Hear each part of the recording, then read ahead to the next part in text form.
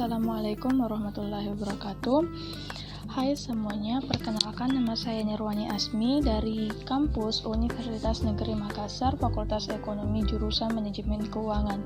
Nah, kali ini saya akan membuat video singkat mengenai materi perencanaan keuangan atau financial planning sebagai salah satu pelengkap tugas dari mata kuliah Manajemen Keuangan lanjutan.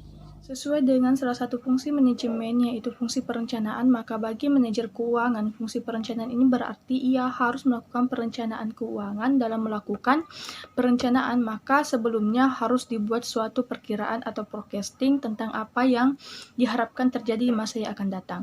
Nah, perencanaan keuangan ini dimaksudkan untuk memperkirakan bagaimana posisi keuangan perusahaan di masa yang akan datang. Perencanaan keuangan merupakan salah satu bagian dari proses perencanaan organisasi atau corporate planning. Dari perencanaan diharapkan perusahaan dapat menghindari kesalahan-kesalahan sehingga menghasilkan keputusan yang terbaik yang pada akhirnya mampu meningkatkan kinerja dari suatu perusahaan. Para manajer keuangan menghabiskan waktu mereka untuk merencanakan masa depan perusahaan yang tidak pasti. Perencanaan keuangan memerlukan sejumlah perkiraan penjualan dari tenaga pemasaran dan rencana produksi dari operasional, dan kemudian menggabungkannya untuk membuat perencanaan kebutuhan keuangan masa depan perusahaan. Langkah awal dalam pelaksanaan kegiatan penyusunan perencanaan keuangan adalah peramalan penjualan. Nah, peramalan penjualan merupakan perkiraan sesuatu pada waktu yang akan datang. Penyusunan perencanaan keuangan apabila disajikan dengan benar dan tepat, maka informasi tersebut akan berguna bagi pihak manajemen perusahaan dalam rangka pengembangan usaha yang dilakukan. Apabila perencanaan keuangan dilakukan secara tepat, maka pihak manajemen perusahaan mampu untuk berusaha secara maksimal dalam rangka pencapaian tujuan yang telah ditetapkan. Nah, perencanaan keuangan ini berhubungan dengan masa depan yang penuh dengan ketidakpastian. Kepala bagian finansial atau keuangan harus selalu mengadakan forecasting atau peramalan di masa yang akan datang, yang meliputi perencanaan finansial jangka panjang ataupun perencanaan finansial jangka pendek. Langkah-langkah dalam penyusunan perencanaan keuangan atau financial planning yaitu merumuskan formulasi.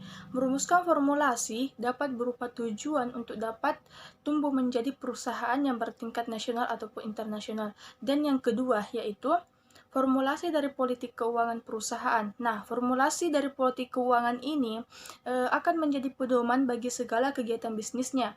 Dan dalam hal perencanaan keuangan ini sangat diperlukan. Oleh karena adanya forecasting guna memperkirakan perubahan-perubahan terhadap faktor-faktor yang terdapat dalam formulasi rencana keuangan dari bisnis itu. Dan yang ketiga yaitu pembentukan prosedur untuk menciptakan koordinasi yang baik dari setiap aktivitas. Nah, pembentukan prosedur untuk menciptakan koordinasi yang baik dari setiap aktivitas ini sehingga nantinya tidak saling lempar tanggung jawab. Nah, yang keempat yaitu mengusahakan adanya fleksibilitas.